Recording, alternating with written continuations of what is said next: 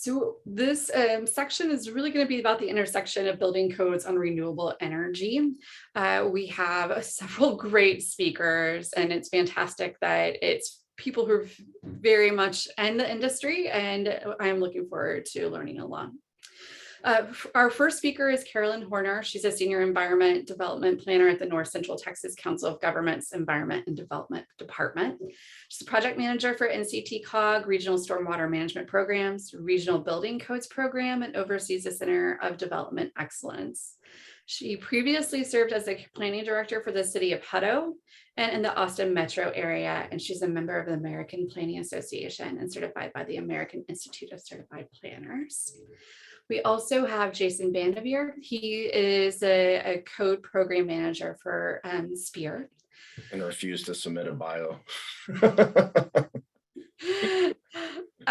And as well as having Wayne Snell, who joined the city of Irving in 2019 and served in several positions with various cities before becoming Irving's Director of Inspections in 2019.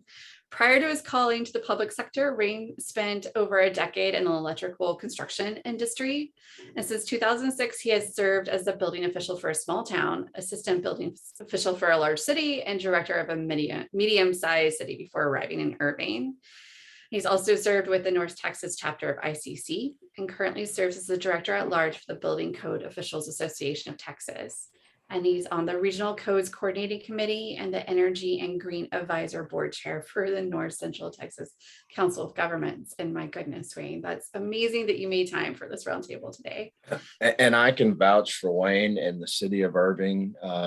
Along with Arlington, I was in Flower Mound yesterday. It's just so evident when a city's building department is run properly, when you're giving a presentation to their staff, and when you're looking at the quality of construction in the city. So just a quick kudos to Wayne for doing a great job with the city of Irving.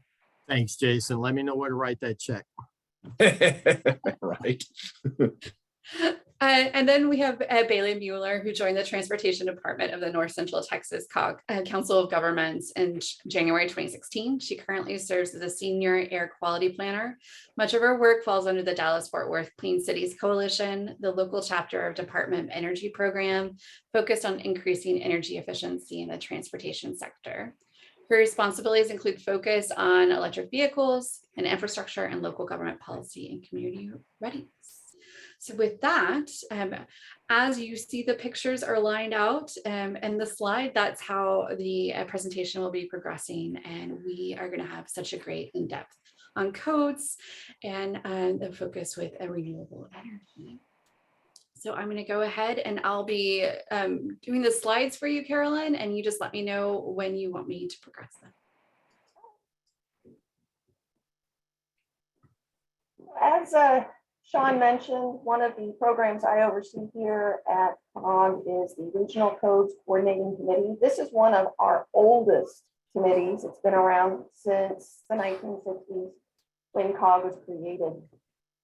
And over the years, the Regional Codes Coordinating Committee has taken on enough duties that they created some advisory boards so that they could specialize. So now we have 5 advisory boards, which are local and private code professionals who review latest editions of the construction codes and recommend uniform amendments for our North Central Texas region. We just finished in the last few months the 2021 review. We also did a 2020 electric review because electric code's off 1 year from the other codes. So what these boards do is they meet to look at the national code recommendation or code and then make recommendations for the region that we are in. What this does is help standardize the codes across our area, makes it easier for contractors, builders, and even developers to go from city to city in our region without having to, oh my gosh, pull out another code book. So as I stated, the Regional Codes Group reviews the international codes and the national electric code when the new editions are released, but they don't review each and every supplement that comes out. So most recently, we completed the 2021 international codes and the 2020 national electric code. Next slide, please. Carolyn, you said, oh my gosh, pull out another code book like that would be a bad thing. That's a good thing. Are you kidding me? I mean, come on now, where's the code nerd in you? These are great. So our regional codes group is, anyone can attend. So what I have showing on the screen is just an example of being able to access our meetings. So the executive board of North Central Texas COG established the committee structure for this regional codes group. It's comprised of local government officials, architects, engineers, contractors, educators, property management professionals, and insurance representatives, builders, and developers. It's a mouthful. We wanted, at the time of creation, a wide variety of opinions and representation, and that's what we've done. This group is, every year there's elections for half the group, so that there is turnover when someone chooses to either not be reappointed or is not voted in. What you see on the slide is an example of our public meeting notice. We provide a link to our virtual meetings. They've all been virtual since COVID started. An agenda, we provide a summary of the previous meeting, because we will talk about it, and then the presentation slides. These are available for everybody and anybody who wants to listen in to the meetings. Next slide, please. So as I mentioned, the regional codes group many moons ago, long before my time, created advisory boards, and they currently have 5. There's a building and residential, the electrical, energy and green, fire, and plumbing and mechanical. These boards conduct multiple meetings to review the latest additions to the model codes. And what they do is produce a document that is also reviewed by COG's executive board. Once it's approved, because it can get tweaked at that level, COG encourages jurisdictions in our North Texas area to adopt the model construction codes along with their regional amendments as expeditiously as their code process will allow. Some cities, and some of you are on the line, adopt it without even looking at the recommendations. Some wait a little bit and kind of see what's in the new code. Well, what COG tries to do is, once these codes are created and approved, we provide trainings, we provide outreach, and all sorts of support for cities to adopt updated codes. And I'm working right now with one city to specifically update their energy code. They're still on the 2009, for example. So we want to update those. And so please, if you are on an older code, reach out. We can provide resources to assist you with updating these specific codes. Next slide, please. So our regional codes webpage provides a lot of information that is free for anyone to use. These are what you see on the screen are the different areas. We have the amendments, and these are amendments that go back into the 90s. We've provided copies of them. Obviously, we are really hoping you don't need amendments that are that old, but for historic purposes, they are available, and you can download them and use them for free. We also have the annual code adoption survey. We do this every January. We send out the survey and we ask municipalities to take part in the survey, so we COG know where you are in the process. And there's a slide later that will show you a map of what we do with the results. I encourage everyone to make sure that you participate in the survey. This provides valuable information for COG, so we know where we need to point our resources for working with some of the communities on code adoption and also recommendations. We have an upcoming training and events calendar, which is specifically for building code items, tools and resources. And this is where we keep documents that are, or even video, there's a video on there on how to adopt building codes. These are free, and these are resources that any city can use and just activate and download. And then we also have program participation. These are a way for cities to go in and participate financially in our program, because we are a project-based and supported by cities. We cannot provide this information if we do not have the funding to dive deep. Next slide, please. One of the big things that we have on our website is a how to update building codes, primer and resources for cities in need. This is a free presentation, and we have it hosted on our department's YouTube channel. And the presentation covers information on how to update your building codes in general and the resources that CELC have, and specifically information on the necessity of updating your energy code to match state requirements. The audience on this is cities that have been identified as having energy or building codes older than 2009. SPEER, specifically Jason and I worked to put together a list of communities, find out their building code needs, and walk them through the process. This webinar was about an hour long. There is some Q&A involved, and you can watch it and use any of the information that is there for free. Next slide, please. The building code amendments. Oh, it says here on this slide, back to 2012. We do have some older items. You have to go search for them. Please don't make me look for stuff that's older than 2012, because you shouldn't be using those. You need to be more updated. But they are all there, broken out by the individual book. It's not one big amendment for every single ICC code book. It is split out very specifically, and you can download them in Word or in PDF and use them. They are available free for you to use. If you have any questions or comments, my contact information is going to be available on one of the later slides. Next slide, please. This is our code adoption survey. What we do is ask about very specific code books and adoption dates. We also later in the survey ask about enforcement issues, what kind of trainings you might want, where are you finding difficulties. But what I highlighted here on this slide is very specifically our energy code adoptions in the North Central Texas area based on the results of the annual survey. So green dots are cities that have adopted the 2018 International Energy Conservation Code. You see a lot of green dots, that's good. Blue dots are 2015, still have a fair number of those. Not as great, but better than some of the others. We have some 2012s.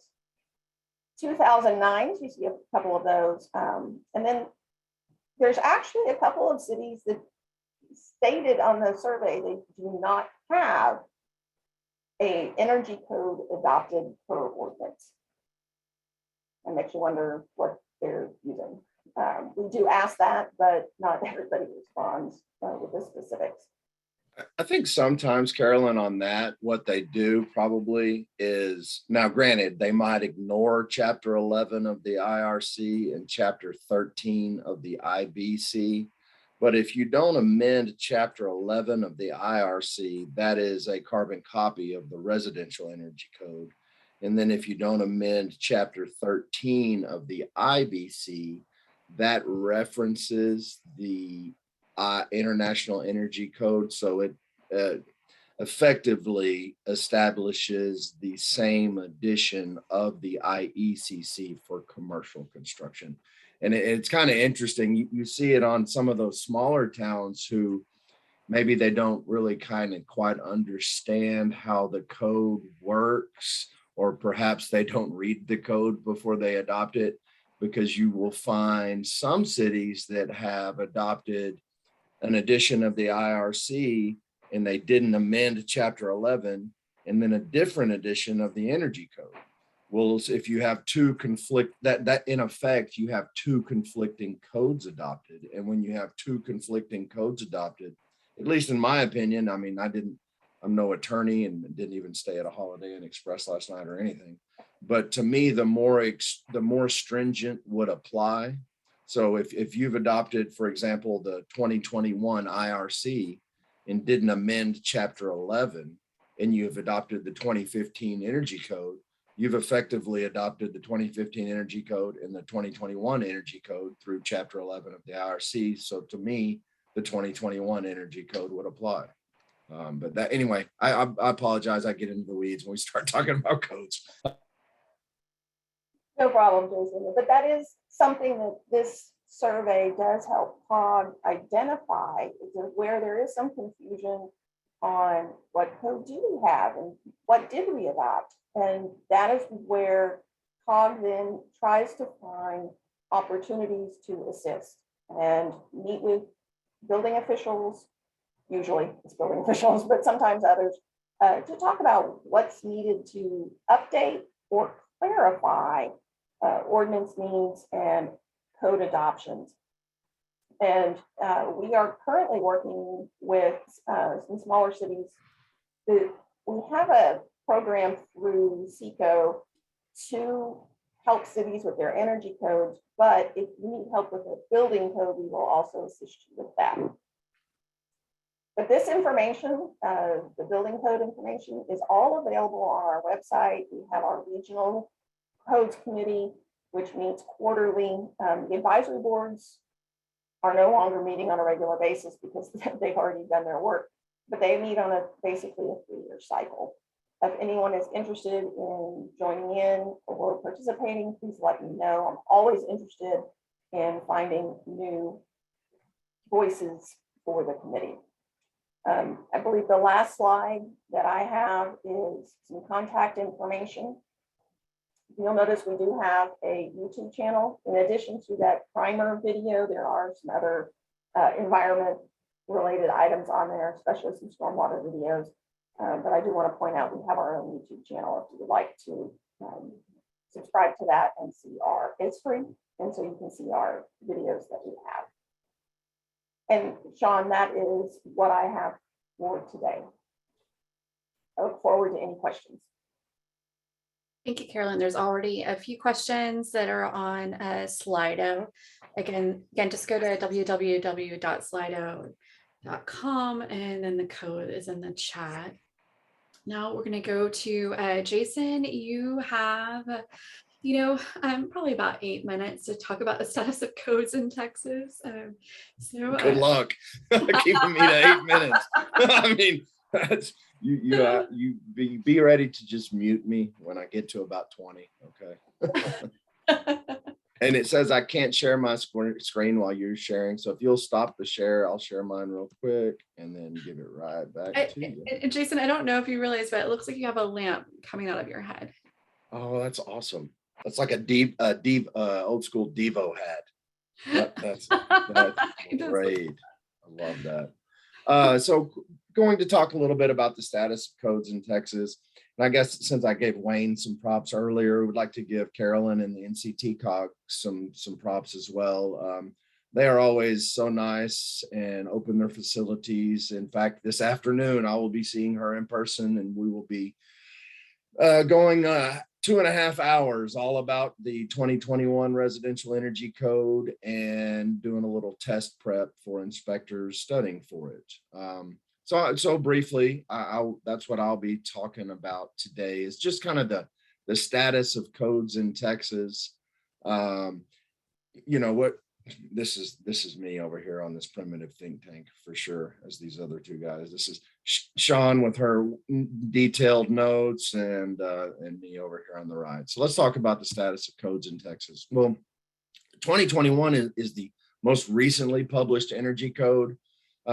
This graph here, this 0 down here is net zero energy use. So basically this is showing how the code has become more stringent over time. The green line is ASHRAE 90.1, which if you don't know, it's published 2 years prior, and the IECC, the energy code, takes from ASHRAE 90.1. You can see it's not quite as stringent, but it tracks along is the same. And actually with the 2021, with the more iterations of the IECC, it does become more closely aligned with ASHRAE. But if you notice here, the 2015 Energy Code, that is the current state law, the minimum requirement. Well, you see the 2012, the 2015, and the 2018 are all about the same stringency, right? Well, when we went from the 06 to the 09, there was a big gain, largely from duct testing and LEDs coming in. Then from the 09 to the 12, there was an even bigger efficiency gain. And that was largely driven by the residential anyway, by the blower door test and higher percentage of LED lights. Then the 12, the 15, and the 18 cruise along, not much change. Well, look here, we have another about 6, 7, 8% efficiency gain with the 2021.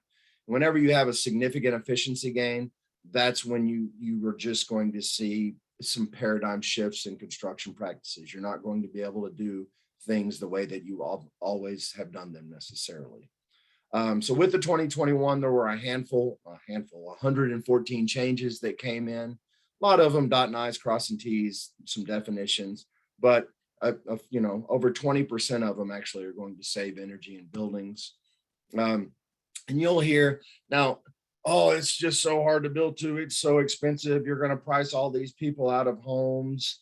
And, the National Association of Home Builders will tell you it's a 70-year payback. The Pacific Northwest National Lab will tell you for climate zone 3, which is most of COG, you're looking at 3 years till positive cash flow compared to the 2018 Energy Code. The truth is usually somewhere in the middle, but I believe it's much closer to 3 rather than 70. Something just I'm going to highlight just a couple of really significant things in the 2021 code, and then I'll get back to where the state is as far as their adoption. So there's a huge, so Texas has traditionally it had climate zone 2, 3, and 4. 4 up in the Panhandle, Amarillo. 2, I think of, the bottom half of the state is climate zone 2, the top half of the state's climate zone 3. Well, with the 2021 code, we actually have our 3 valley counties, Cameron, Hidalgo, and Willacy, go into climate zone 1, which actually there's some significant decreases. For example, attic insulation in climate zone 1 goes from 38 to 30. So it's actually going to probably be cheaper and easier to build some things in climate zone 1. But the difference between climate zone 2 and 3, it's a 40% tighter house, and it's an R20 wall baseline compared to an R13 wall baseline. So super significant differences between climate zone 2 and 3. And you see we have 5 counties moving from climate zone 3 to climate zone 2. So it'll actually be, unfortunately, I wish we'd just make the whole state climate zone 3, because I think a R20 wall baseline is a good idea, but we don't. These are based on the ASHRAE climate zone maps, and it's getting warmer, so we will gradually see counties move to a lower climate zone, which have reduced requirements for the building thermal envelope. Where we are at now in Texas, at effective September 1st of 2016 residentially, all cities, according to state law, again, Carolyn and I were just on a call the other day with the city still in the 09. Unfortunately, we don't have the energy code police out there making sure buildings are being built correctly, and following the energy code. But according to House Bill 1736, all cities are supposed to have the 2015 or more stringent. You can have the 18 or the 2021 on the books. This is kind of the code adoption process, and we're right here right now in the process. Unfortunately, there was another piece of legislation, House Bill 2439, which really didn't have anything to do with the energy code. However, it mentions products that were allowable in the last 3 code cycles. And the attorney for SECO, our State Energy Conservation Office, is interpreting that as tying SECO's hands from moving the 2021 forward at this time. So even if he changed his mind tomorrow, we'd be looking at January 2023 because of the delay upon their decision and the implementation of the code. In my opinion, I don't think CECO is going to move anytime soon on the 2021. My best guess is they might look at the 2024, but we can hope for the 2021. And at the very end, I'll show you some cities that are already on it. We already have 15 cities that have already adopted the 2021 Energy Code, and many more in the process of adoption. With the, just FYI, there was another piece of legislation, House Bill 3215, that extended out the ERI numbers to after September of 2028, you need to hit a 55. This gives builders a little more predictability in how they can comply with the energy code, because they can comply with an ERI as long as they meet the total UA of the or the building thermal envelope requirements in the 2018. Again, I understand those of you that aren't knee deep in codes, a lot of that sounds like Greek. Apologize, I've got 10 minutes to talk about codes, and it's hard to get to the nuts and bolts. But happy to follow any questions or any kind of follow-ups. I'm happy to answer any questions that you may have or clarify anything. And then my positive proof of global warming picture, and that's all I have. Oh, I was going to show real quick, and I can email this to anyone that's interested. We track, we keep, I'll make full screen. We keep a list. So here's a list of about 1,200 cities in Texas. And you can actually sort by code edition. So you can go in here, okay, who's on the 2021? And we have links to the city's websites, the building department website, and the ordinance. So we track about 1,200 cities. These cities are on page 2 or on the naughty list. They don't make page 1. Page 1 is cities on the 2012 or greater code. And that is all I have. And I'll stop sharing and let you go back. I love my Devo hat. That's awesome. Thanks so much, Jason. That was a lot of really great information. And just to email you for that list.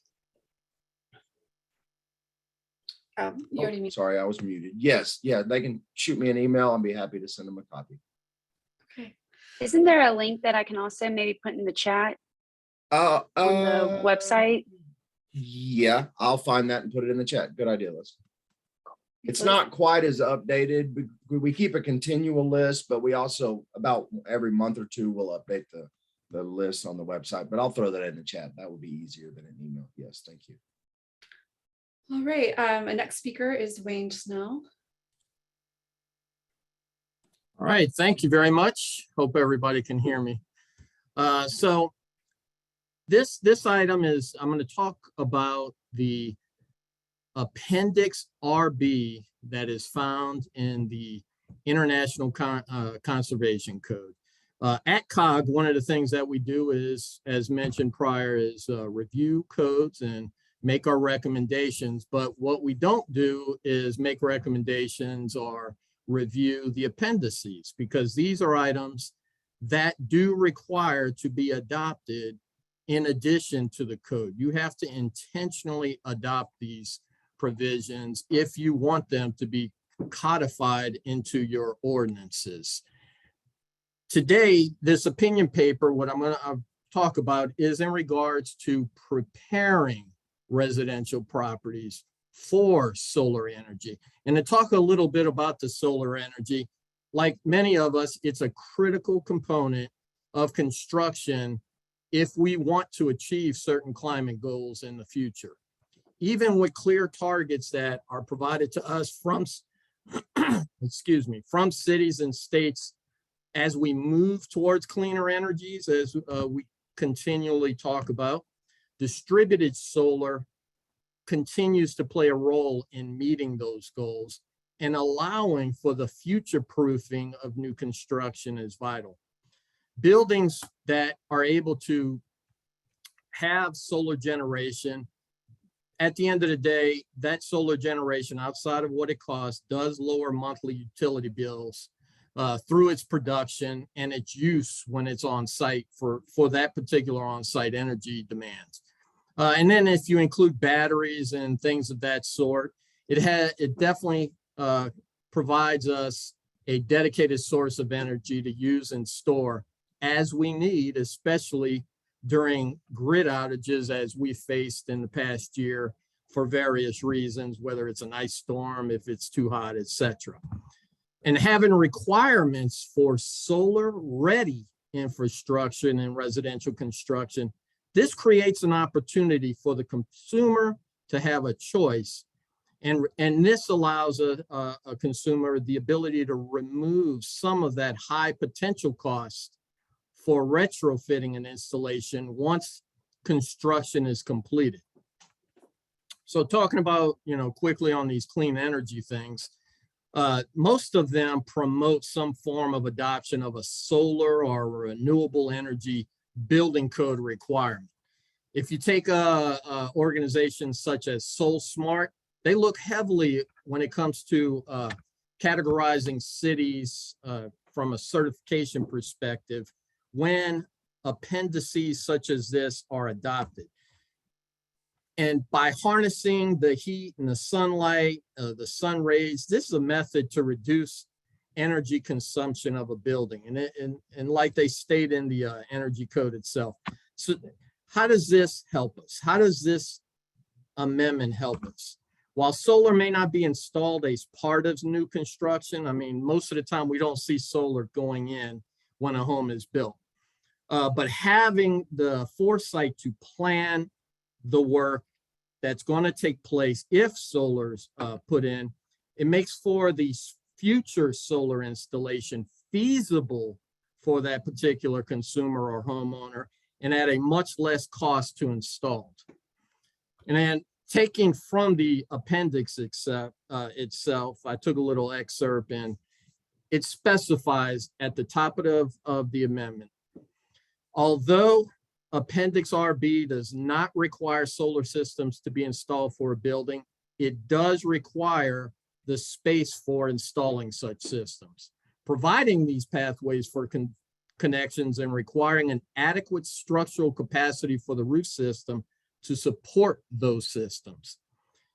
We hear opposition all the time. Jason mentioned some of those oppositions from the building community, the development community, and they talk about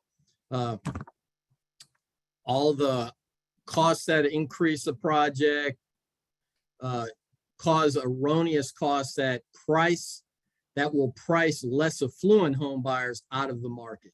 But in reality, if we think of it from a consumer's perspective, if I am paying these exorbitant amount of costs on the front end, it's not because of being prepared for the solar. There are other things at stake. But as a consumer, I need those things in place so that when I'm able to get a solar installation put on, I'm not prohibited in those costs associated with the renovation to get me there. Because so many homes that aren't ready, especially the older, and I want to emphasize, this amendment only accounts for new construction. It does not take into account pre-existing or what have you. But if a new building or new home is constructed, that is when these provisions would take place. So with continued citizen demand, every day we are probably permitting more solar today than ever in the history of permitting solar systems. Right now, we're probably in Irving alone, seeing 40 to 50 applications a week right now. So there's a demand for this out there. And with an appendix such as this helps us remove those obstacles by making those accommodations for solar panel placement and the placement of those electrical and plumbing connections. It helps us expedite the city permit process. It saves the homeowners and the contractor as well time, the effort, and the resources to go back and try to fit something in that otherwise is going to require a complete redesign. So a little pre-planning will result in a win-win situation concerning those clearances, connection pathways, and the visual impacts that not having provisions like this can cause and inevitably take place. So unlike Jason, I'm going to stop me at this because I also can keep going on, but there's no need for that. I would love to answer any questions anyone would or may have. Thank you so much, Wayne. So again, please put your questions in Slido, or you can put them in the chat, and we are going to move forward on EV ready building codes and standards. And this will be presented by Lori Clark. And Lori, you're welcome to, I can give you control, or I'm happy to just go next slide for you. We can just go next slide. That's fine. So yes, good afternoon, everybody. So, or morning still, let's see, it's already been a long day. But yeah, one of the things that we are starting to work on here at the North Central Texas COG is similar to what Wayne talked about, looking at EV ready. Now there's not an EV ready appendix yet in the codes, but it's still something that there was an attempt, let's say, there was an attempt to do some code adoption at the national level. It didn't quite go all the way through. And so we're just working kind of at the local level through kind of a roundtable setting with our local governments on developing some guidance, and then we'll see how that proceeds. I think, Sean, do you want me to share my screen? Yeah, would you go ahead and share your screen? I thought Sure. I had it all lined up, but it didn't work out. No worries. 1, 2. Okay. Share. Are y'all able to see that? Yes, perfect. Okay. So we are deliberately not calling these EV ready codes per se, because again, there's nothing codified yet in the formal code language in terms of requirements. So we're calling them building standards. So just a quick snapshot on where we are in the state of Texas when it comes to code, or when it comes to electric vehicles. We have a little over 120,000 EVs statewide. About 44,000 of those are in the Dallas-Fort Worth area. We have this data for the entire state, and so I'll put a link into the chat in a couple minutes of a website, or if Bailey's on, maybe she can put the link into the chat of a website where we have all the registration data statewide. In case you're curious about your own jurisdiction, you can look by city, by county, by zip code to see how many EVs there are, and that gives you a sense of, how is this something we need that we need to look at. Even if you don't have a lot of EVs, I would say that the amount of federal funding that is flowing towards development of charging stations right now is such that it's probably worth taking a look at integrating some of these standards kind of early on, and also anticipating where EV adoption itself may go. So this is a chart that ERCOT uses. So they take one of the projections from Bloomberg New Energy Finance. They adjust it a little bit. They put it on a few years delay, basically. And this is what they're using for their long-term system assessment right now, just to evaluate what future load, the future addition to the grid load might be for EVs.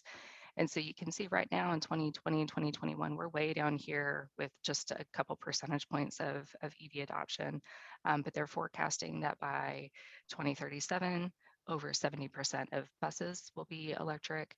And by 2037, somewhere in the 15 to 20% range of both light duty passenger vehicles, including all the vehicles that you and I drive every day, and local heavy duty trucks will be electric as well. So that's a lot of adoption in 15 years, which is, in planning world, like tomorrow. So that's just kind of the context and the rationale as to why we think it's important to start looking at this already. And then this is what the manufacturers, what the industry has said that they're going to do. So the way you read this is, you can see Ford, for example, has made a commitment that by the year 2030, which is only 8 years from now, 40% of all of their vehicle sales will not have internal combustion engines. So they will be some sort of electrified platform. That could be batteries, it could be a hydrogen fuel cell, but either of those are electric platforms. So you can see 2030 is a kind of a big watershed year for a lot of OEMs in terms of what vehicles they'll be selling. So again, that's some of the why. So similar to what Wayne was talking about with solar, if you build something as EV ready, or even if it's just EV capable, it is much less expensive to get electric vehicle infrastructure installed than it would be if you had to go back and retrofit. So there's a lot of digging through concrete and trenching and running additional conduit that would have to be done if you're doing electric vehicle infrastructure as a retrofit, as opposed to if you were to build EV capable on the front end, it's just adding some panel capacity and conduit. Just like what Wayne was saying, whether it's EV capable or EV ready, it doesn't require the installation of a charging station. It's just being prepared for that to happen in the future. And that can be impactful on order of 4 to 6 times less expensive by doing it on the front end than coming back at a later date to add infrastructure after the fact. So this is, I know this is a little fuzzy, but this is a graphic from Pacific Northwest National Lab that does a comparison of a couple scenarios. 10 parking space building with 2 EV parking spaces. New construction is under $1,000. Retrofitting after the fact is about $3,500. And then scenario B, a 60 parking space building with 12 parking spaces. Again, the order of magnitude of difference and where those come from. So you can see a lot of the cost comes from the balance of the circuit and the raceway in terms of a retrofit. So the International Codes Council, while there wasn't actually code language adopted, there was model language released. This was kind of I guess, a compromise position. Other people probably have more insight on the sausage making that went into this, but this is model language for commercial and residential new construction, and it covers EV capable, EV ready, and EV installed, so it provides all the definition. It provides sample language that could be incorporated into local codes with some blanks to be filled in. So it does not say how many parking spaces or what percentage of parking spaces. So that is something that each local jurisdiction has the freedom to choose, whatever is best for you. And this is, related to some of those national goals. And of course, the current administration is very focused on increasing EV adoption. So this is an example of what is left up to kind of local discretion. What kind of standards do you want to set? If you have new single family, multifamily construction, that may be one thing, but if you're talking about a new parking lot, what's the size of that parking lot? Is there a minimum percentage or a minimum number of spaces that should be EV installed, EV ready, EV capable? And this is a sample of what has already been done in other parts of the country. So we like to kind of look across the country and see if there's kind of a good average or kind of a place where a lot of people seem to have converged around a very similar standard.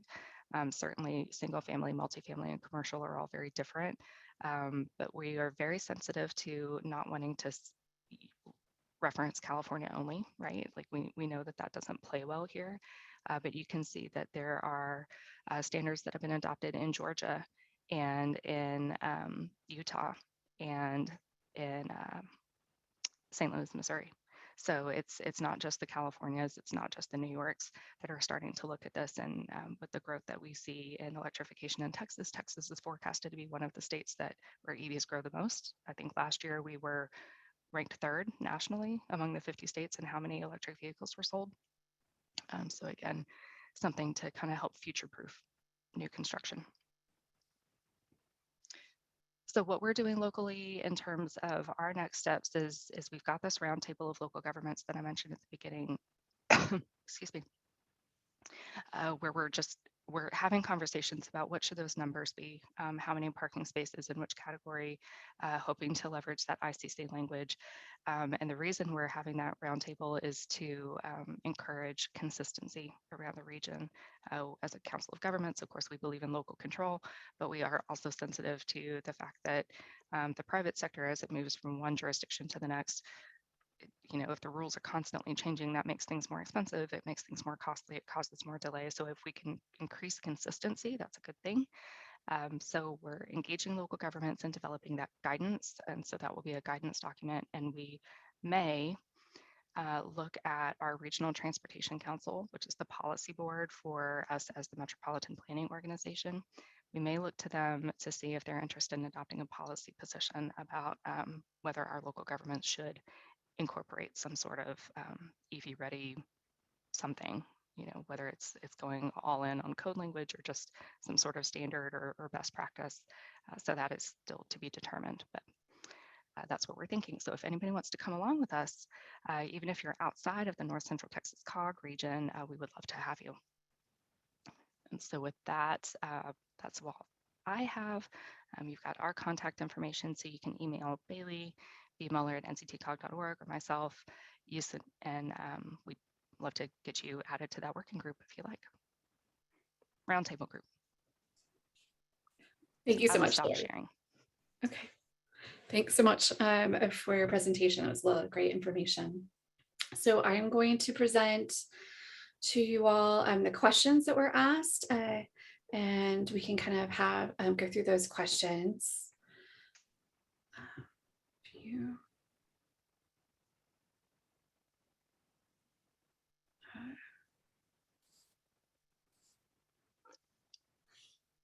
Let's see. Do you see my screen? We do. Okay. Do you see like what city you're joining us from? Yes, ma'am. Okay. All right. So here's some of the questions that were presented during y'all's presentation. So here's one. How do you communicate with municipalities in your region to adopt new codes?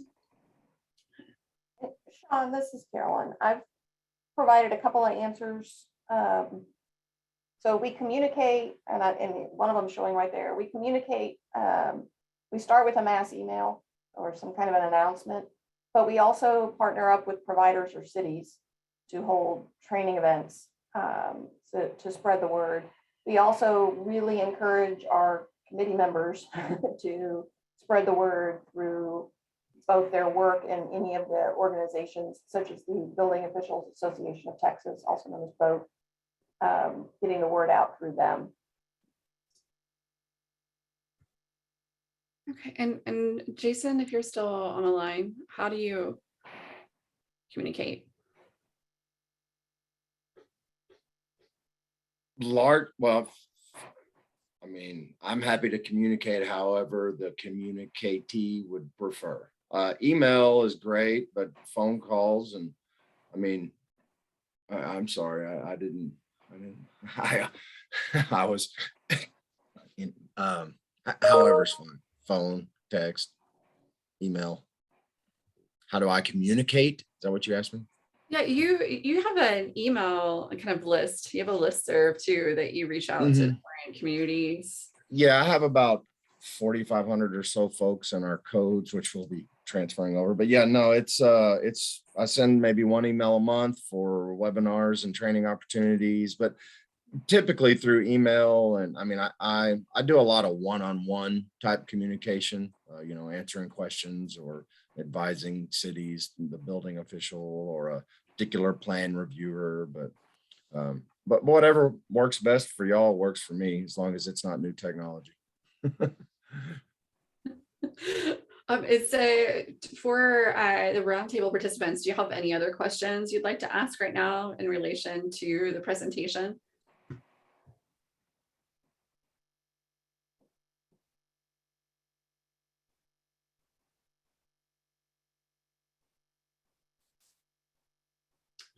See one there on the bottom, Sean, about whether any Texas cities have already adopted EV-ready building standards. To our knowledge, no. I'm aware of 2 in our region. I'm not going to name them because I don't know exactly where they are in their process, but I expect there to be something probably by the end of the calendar year from 2 here in Dallas-Fort Worth. Thanks, Lori. And Wayne had to drop off, but he saw a question directed to him, and he stated that Corinth and Louisville, he knows for certain, have adopted the appendix and be asking for this when they adopt the ordinance there in Irving. So with that, I'm going to go ahead and stop recording. And then we can kind of go into our roundtable and have a further discussion.